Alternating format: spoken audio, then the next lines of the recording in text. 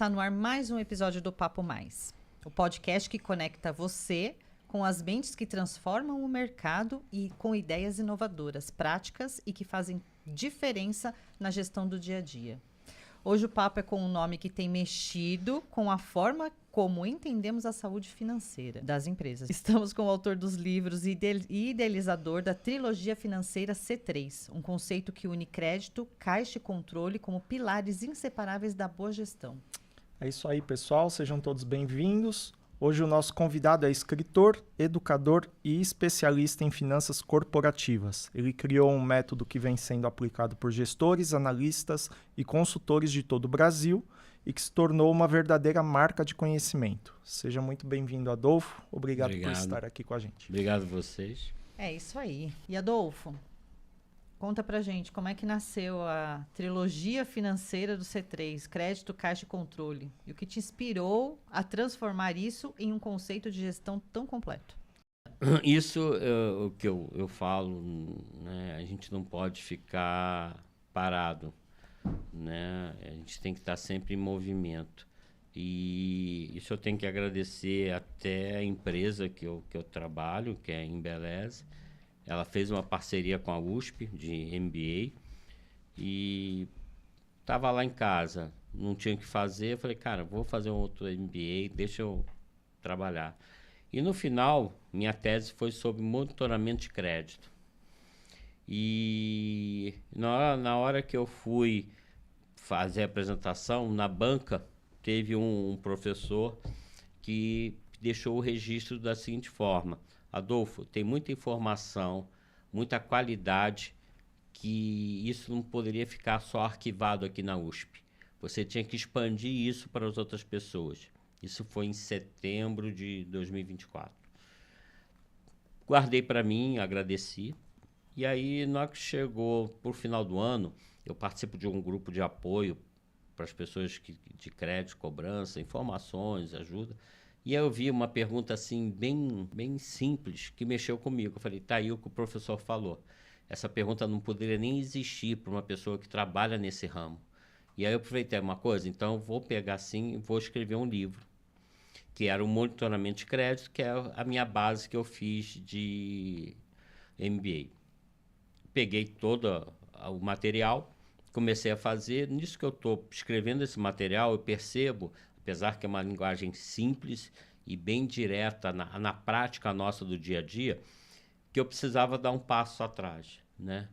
Eu precisava primeiro explicar o passo a passo do crédito de cobrança, o beabá, para a pessoa poder ter a oportunidade de prosseguir lendo o outro livro, o monitoramento. E fiz isso. Ao final desses 2 livros, eu vi que faltava a finalização, que é os KPIs, que hoje permeiam qualquer empresa, qualquer ciclo financeiro. Como funciona, como que eu sei analisar. Então, eu fiz esse contexto todo. E aí, no final, eu vi que isso, na verdade, se formava uma trilogia. Porque se você ler todos os livros, você está com o conceito financeiro completo. Você tem uma visão para dirigir uma empresa. Então, isso não é só para o cara do crédito. Isso é para um dono de empresa, isso é para um gestor financeiro. Ele ter uma visão, porque a linguagem é usual, é o que a gente pratica no dia a dia. É bem com linguagem realmente de quem está na mão na massa, quem trabalha na operação. Então, aí saiu esse conceito, foi bem absorvido, né? Tem grandes empresas, bancos estão aplicando, né? Eu recebi ligação, tem um banco que começou a fazer rota de leitura com esse livro. Então, e o retorno foi muito bom. Legal. Legal. E ao escrever esses 3 livros, em qual momento você percebeu que você não estava escrevendo só obras isoladas, mas você estava ali colocando um método de pensamento aplicado ao mundo corporativo, né? Foi no momento que você começa a escrever simples, de forma simples. Porque tem muita gente que escreve, né? Mas ele não é a pessoa que está à frente no seu dia a dia, né? E aí eu comecei a perceber, né? Primeiro livro eu fiz 40 edições, que eu achei que eu ia levar até dezembro. Eu lancei ele em maio, falei, cara, 40 até dezembro. e eu estourei 500. Então, assim, eu vi que, na verdade, e aí eu fui pesquisar, tem pouca literatura sobre isso. Né? Nós não temos, nós ficamos num marasmo de ninguém escrever nada sobre crédito de cobrança, sobre financeira, né? Então eu vi que essa lacuna estava abandonada. Eu acho que é essa percepção que o pessoal teve também de necessidade dessa leitura. E outra coisa que eu fiz, que isso é claro, eu poderia fazer um livro só, com quase 400 folhas, mas ninguém lê 400 folhas, infelizmente. A gente não tem esse tempo. Então eu criei livros com 180, 190 folhas, que dava para a pessoa fazer uma leitura rápida, completa e com análise, né? Porque eu sempre eu escrevo ali sempre com uma visão seguinte: qual a conclusão que você quer chegar com esse texto? Então a pessoa para pensar no seu dia a dia se a forma que ela está praticando é a melhor forma possível. Faz ela refletir, né? Exatamente. A ideia dos livros são essa: é você refletir, né? É parar e pensar, olha, é isso e isso. Eu dou exemplos de casos, né? Nessa minha trajetória, de casos de como foi uma análise, como que foi feito, como que foi um acompanhamento. Então, isso foi importante para essa mudança. Além desse depoimento que você disse, o que diferencia essa trilogia do C3 de tantas outras obras sobre finanças corporativas? É a linguagem acessível? É a proposta prática? Ou o jeito como conecta a teoria com o dia a dia das empresas? Eu diria que são os três, né? Porque hoje, quem escreve sobre finanças, a maioria, às vezes, não são pessoas que estão no dia a dia, né? São pessoas que ou já passaram, tiveram a noção de uma cadeira universitária, que tiveram uma visão de um cargo mais acima. E eu quis fazer bem exatamente da origem, do início do beabá. Então, eu coloquei uma linguagem que a pessoa entenda, né? Hoje tem um modismo de colocar palavras em inglês e aquilo. Isso é então, tá esse modismo. Dificulta. Então, só que é o seguinte, a gente tem que entender, infelizmente, a gente tem, claro, tem que dar essa vantagem para as pessoas, mas a gente tem que entender que nem todo mundo está nisso. Então, você tem que fazer uma linguagem simples, né? Se você quer realmente ter leitores que vão aproveitar, que vão aprender, você tem que fazer uma linguagem que seja usual para o usuário que está ali, uma pessoa que vai analisar uma empresa, que vai analisar um crédito, que vai organizar uma área financeira. Ela tem que ter uma linguagem simples. E, assim, o lançamento dos livros foi uma surpresa pra gente, né? Sim. Conta aí pra gente como que foi 3, gente, de uma vez, ó. 3. Exato. Né? E conta pra gente como que foi a recepção do público, como que isso foi recebido pelo público e se você esperava que os livros se tornassem uma referência aí para os gestores da área financeira. Eu, como falei no início, eu escrevi esse livro mais baseado no que esse professor falou. Eu até mandei uma mensagem para ele depois que eu fiz os livros, agradecendo a ele essa oportunidade. Não esperava, eu falei para vocês, lancei em maio, achei que ia vender 40, e aí chegou esse número. A editora,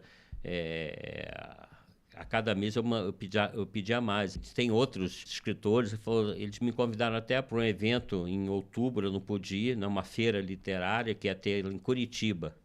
E eu falei, não posso ir, porque eles me chamaram porque eles viram o seguinte: que efeito foi esse? Né? Eu não tenho nada na internet, eu coloquei na Amazon, coloquei no Mercado Livre só, tá ali, eu comento sobre o livro nas minhas redes sociais. Então foi um movimento assim, que foi aprendizado mesmo. As pessoas estavam precisando disso e viram que era fácil colocar isso em prática, né? Não era nenhum bicho de 7 cabeças que eles tinham que parar e analisar, né?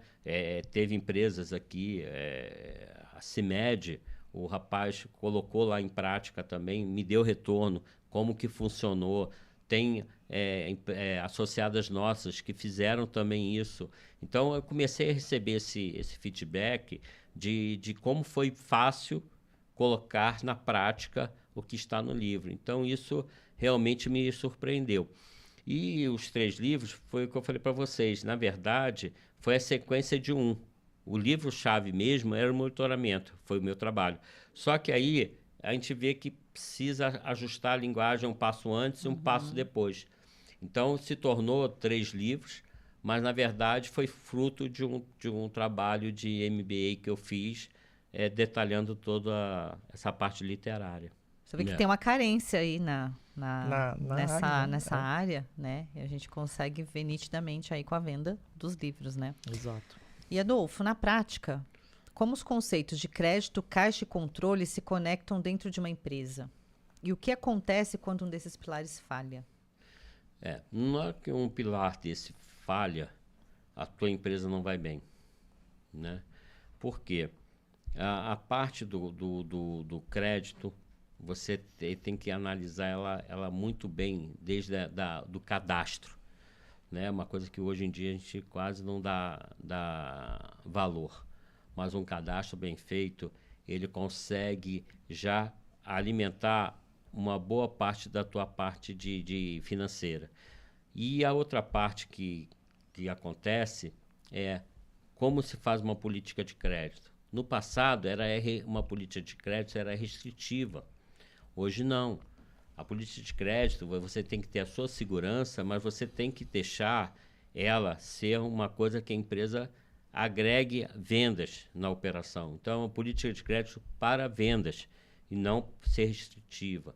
Então, isso é uma outra parte também. E aí, o monitoramento, né? Hoje em dia, no passado, você olhava o seguinte, quem são os clientes problemáticos?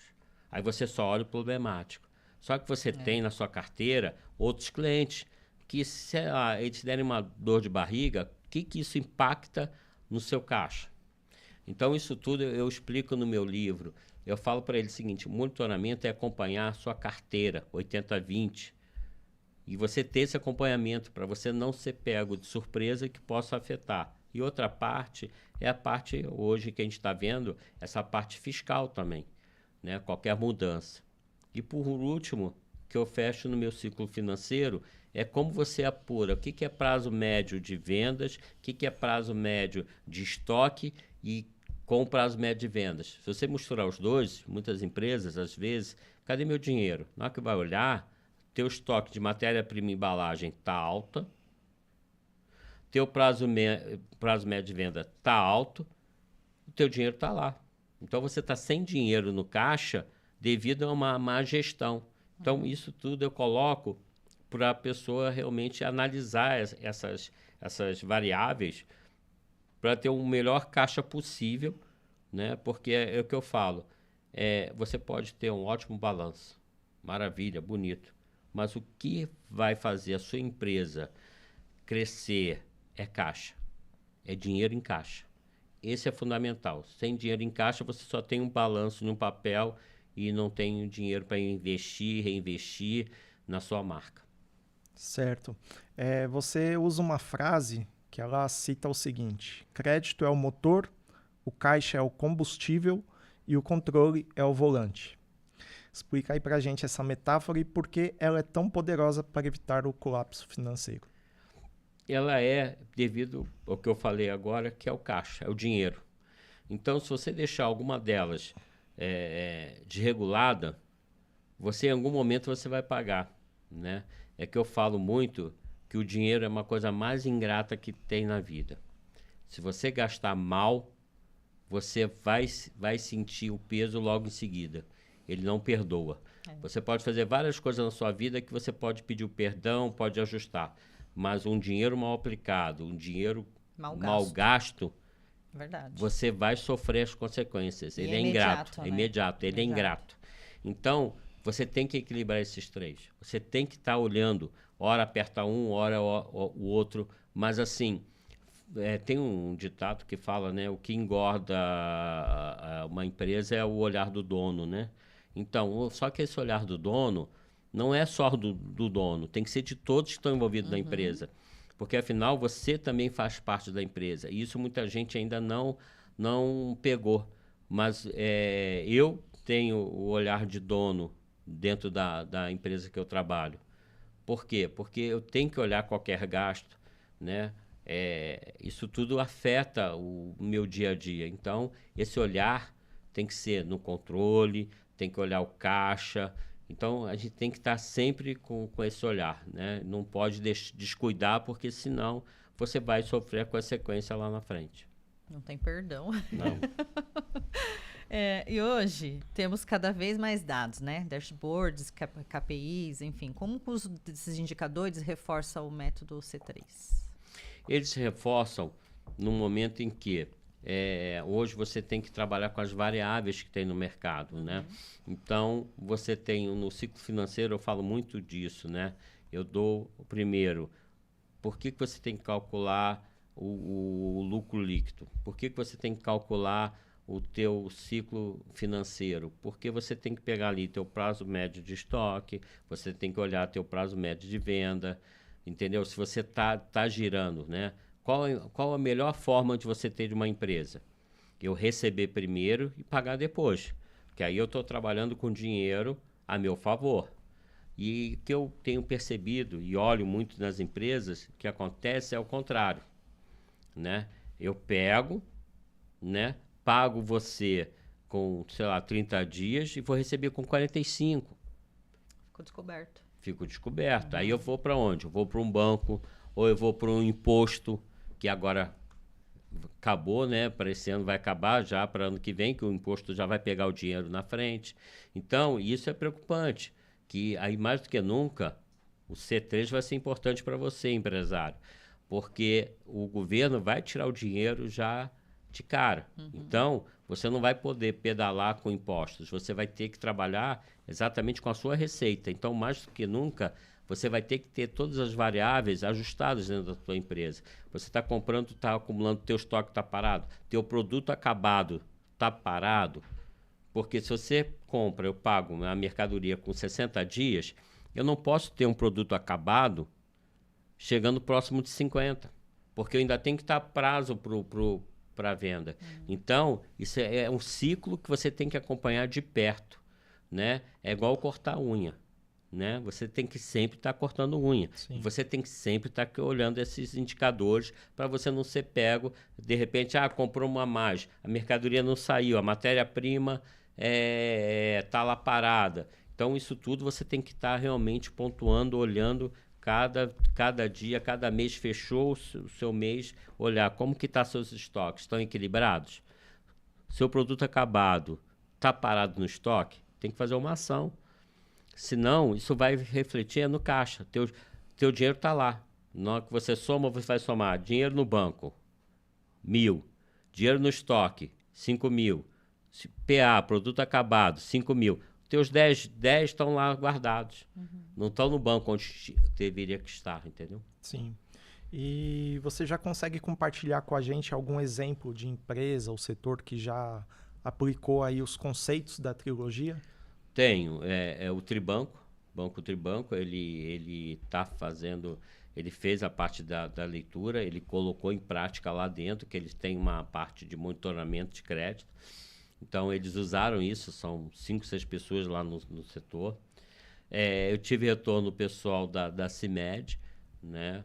Ele também aplicou lá, ele foi um dos que falou que a linguagem está bem simples, fácil de aplicar isso, está aplicando bem, né? É claro, eu dei para o dono da Embeleze os livros, ele leu, então assim... Ele também tem um conceito, porque nem tudo não, isso aqui é para o cara que trabalha no crédito. Não. Isso aqui também é para o dono da empresa, para o gestor financeiro, né? Não é só o cara do crédito que tem que ler, não. Porque o dono tem que ter uma visão do que afeta um movimento que ele faça errado de uma compra de estoque. Então, várias empresas aí já estão aplicando e estão realmente me dando o retorno desse sucesso aí que eles estão tendo aí. Ou seja, redução de inadimplência, sim, tudo. A trilogia já está colhendo seus frutos. Exatamente. Já. E está abrangendo várias áreas. Né? Isso que é o mais Até interessante. a financeira, que eu não esperava, que é o banco. Eu achava que era mais. Quer dizer, você escreve um livro, coloca uma coisa pensando em um público, E aí, daqui a pouco... Até no seu próprio veio dia a outro. dia, né? É. E acabou abrindo leque É. para outras partes. A gente vai falar um pouco sobre a educação agora, né? A trilogia também tem uma pegada educacional forte. Como você enxerga o impacto desses livros na formação de novos profissionais de crédito e finanças? Eu acho muito importante e isso ficou muito evidente porque, infelizmente, o ciclo dessa pessoal de financeiro, ele é muito rápido, né? Eu tenho 28 anos na empresa que eu estou. Na penúltima que eu estava, fiquei 12. Né? Então, eu fui convidado a vir para essa empresa, eu estava na outra há 12 anos. Então, são coisas que hoje você não vê mais isso. Né? Você não vê. Então, esse pessoal, ele acaba caindo no contas a receber, no financeiro, sem uma estrutura de conhecimento base sobre o que deve fazer e as melhores práticas. E é isso que eu trago nesses livros, né? Passar as melhores práticas, porque para a pessoa construir seu futuro, né? Seja na empresa que está, seja como consultor, mas ele ter uma visão do dia a dia, como funciona e como ele tem que se estruturar para isso. Alçando aí um voo maior ainda, o conceito C3, ele pode ser levado para o ensino acadêmico? Você imagina ele aplicado em cursos de administração, MBA ou formações técnicas? Pode sim, porque, na verdade, alguns desses conceitos são aplicados separados, né? Na faculdade você aprende algumas coisas, né, sobre isso. Só que eles são feitos, por exemplo, esse que eu estava dando do estoque, do prazo médio de venda, você vê isso lá no balanço. Né? Então, é na aula de balanço, na que você vai ter lá essa aula, é que você vai olhar isso por alto. Então, é possível, né? E aí, até um spoiler que eu vou dar, para esse ano está saindo já uma palestra que eu montei sobre a trilogia C3, que ela evoluiu tanto que agora eu vou exatamente, dei o tempo da pessoa absorver a leitura. E agora a gente vai sentar junto, vamos falar sobre o C3, sobre como ele funciona, para que serve, como utilizar, e aí a gente vai fazer já as palestras. Bom, então eu tenho que dar um spoiler, né? Porque a gente já tem um palestrante para 2026 que vai dar um curso sobre a trilogia para vocês associados. Então Exatamente. fiquem atentos que a gente daqui uns dias vai comunicar você. Né? É isso aí. Adolfo, e durante a escrita dos livros, o que mais te surpreendeu sobre o comportamento das empresas brasileiras na gestão financeira? Eu fiz, né, dentro da minha visão, e é claro, pesquisando o mercado, o efeito da internet, esse efeito de a gente estar muito focado nisso, de olhar o digital, a gente perdeu um pouco da essência da comunicação estratégica, né? Então, exemplo, no meu livro eu falo muito sobre KPIs, né? É importante hoje eu dar um KPI para a financeira, eu tenho que olhar se ela condiz com o que a empresa quer ter para o projeto dela do ano.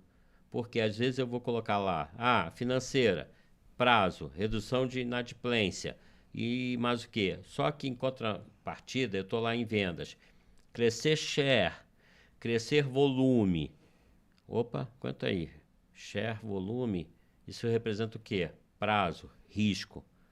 Então, aqui eu mando apertar, aqui eu mando soltar. E aí não tem um equilíbrio. E aí entra a parte de conflitos de empresas. E a outra, que é fundamental, é a parte exatamente do caixa. A pessoa esquecer de olhar seu estoque, a pessoa esquecer de achar que um balanço tem que estar um balanço bonito e esquecer o principal valor, que é ter o seu caixa protegido. E isso que eu percebi que a maioria das empresas não estão com o seu caixa protegido. Para aquele profissional que está sempre na correria, não tem tempo de aprender, para melhorar, né, os seus resultados, qual o conselho que você deixaria? O conselho é sempre aprender alguma coisa, sempre estar em movimento.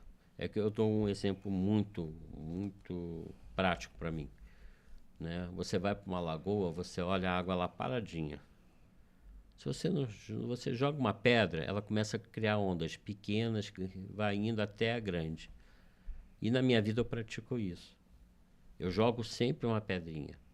Por quê? Eu tenho que sempre aprender alguma coisa. Eu sempre tenho que estar antenado com o mercado. Não importa se eu vou usar na minha empresa, se eu vou usar, mas eu tenho que usar isso para o meu conhecimento. Eu tenho que ter essa necessidade. E foi assim que foi essa trajetória da trilogia. Eu estava parado, joguei a pedrinha, saiu, me formei, saiu a indicação, aí eu escrevi, opa, agora já saiu o completo, a trilogia, que era um livro só, saiu a trilogia, da trilogia eu já estou falando da palestra. Então, na vida da pessoa, ela tem que estar sempre jogando uma pedrinha. Fique em movimento, não deixe de estar em movimento. Você tem que fazer a sua vida acontecer, porque o universo conspira a seu favor. Joga a pedrinha, movimenta. Daqui a pouco você vai, eu acabei indo para outro caminho, que eu estava nesse, mas foi a pedrinha que você jogou lá atrás. Então você tem que jogar nisso para você criar ondas. E essas ondas vão te levando para um caminho que você não espera e se realiza. Adolfo, a trilogia virou uma marca de conhecimento. O que podemos esperar para 2026? Vem novos livros, vem cursos, podcasts, eventos. Vem a parte agora da palestra, né? Que eu vou fazer sobre a teologia. E mês que vem aí já deve sair o livro novo, né? Que eu lancei. Olha, não é mais 3. Não, vai sair um livro novo. Que esse aqui, ó, esse aqui é para você de vendas, tá? Spoiler. Esse aqui é de vendas, tá? Esse livro novo, né? Que é Como unir crédito e vendas para crescer com segurança. Ponte de valor. Porque isso aqui é fundamental. Na hora que eu terminei os livros, isso aqui é operacional.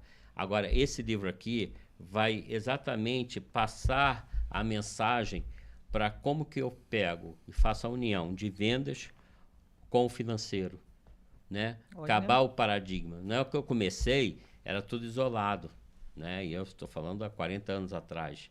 Era cada um no seu quadrado. Só que hoje o universo não é esse. Quem perde é o cliente, quem perde é a nossa marca. Então a gente tem que unir, mas unir com segurança também. A gente não pode ser, não, então quer dizer que eu tenho que liberar tudo? Não, mas você tem que unir, você tem que falar uma linguagem simples, entender a pessoa de vendas, como você entender a parte financeira.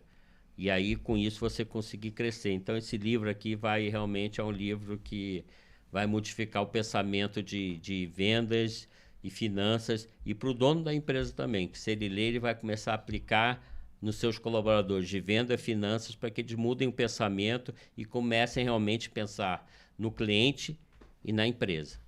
E você pensa em transformar todo esse conhecimento em algum curso, alguma certificação aí no mercado? Curso eu até fui convidado, né? Eu fiz um curso ano passado para barbeiro, né? A Embeleze tem um instituto em Embeleze e me convidaram para escrever o primeiro curso financeiro para barbeiro. Né? E aí, o que é esse curso para barbeiros? Simples, são pessoas que estão com a formação lá no Instituto, viraram profissionais e agora eles precisam ter noções financeiras. Né? Como que ele cobra um corte?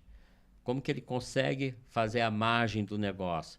Como que ele agrega valor? Então, como que ele tem que ter os cuidados para ele ter um valor de investimento? Então, eu preparei todo esse curso, né? Para a formação do Instituto Embeleze, para barbeiro, e aí provavelmente vai sair outros cursos dessa forma também, que seja para ajudar o pessoal que está querendo iniciar e precisa de uma noção financeira. Né? Então, eu estou nesse caminho também. E, para fechar com chave de ouro, qual é o grande propósito como autor e educador? O que você ainda quer deixar como legado com o C3?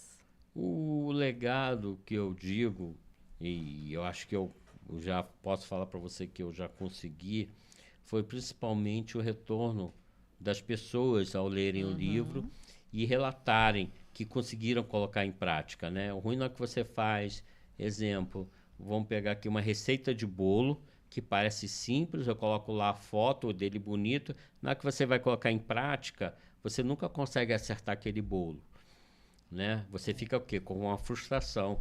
Você sente o seguinte, será que eu não sou capaz de fazer o bolo? Está ali a receita, mas é porque falta como fazer, falta você passar a mensagem correta, não é apenas escrever. Então, o legado que eu estou deixando é essa parte de uma leitura simples, que é aplicável, né? Que é fácil de aplicar, que as empresas estão fazendo, estão tendo retorno, né? Isso é importante. E eu fui qualificado, né?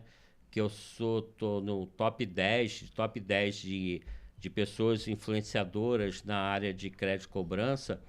Eu fiquei em 7º lugar. Olha. Eu estou até atrás da PEC, né? Advogados, que é advogados da CISP, né? Tá lá, eu sou o 7º. Então, assim, isso tudo eu estou falando de maio, não tem nenhum ano. Então, mostra por quê. É porque estão pesquisando o meu nome, estão entrando na minha página. Então, isso tudo, a internet vai somando. E chegou o ponto de eu estar o 7º. Não esperava vender tantos livros e estar como sendo uma pessoa de referência no crédito e cobrança em 7º lugar. Adolfo, estamos encerrando aqui o nosso papo. Queria, antes disso, parabenizar por todo esse conhecimento aí compartilhado e aproveitar, abrir o espaço para você compartilhar suas redes com a nossa audiência. Minha rede, meus livros, né? Para quem ainda não conhece, C3, os 3 livros. Minha página é adolfofinanceiro.com.br, né? No LinkedIn é Adolfo Pilderwasser, né? Eu escrevo, então tem vários artigos na minha página. Você pode clicar lá, tem o Fale Comigo, se tiver uma dúvida, querer trocar uma ideia, pode colocar lá a sugestão ou colocar a ideia, eu entro em contato. Assim, ensinar é um prazer que eu tenho. Isso é verdade. Isso aí é aberto a todos. E se você curtiu esse episódio, compartilhe com alguém da sua equipe. Pode ser exatamente o que essa pessoa precisa para ouvir e dar um passo além. Obrigada pela companhia e até o próximo episódio. Tchau, tchau, pessoal. Tchau, gente.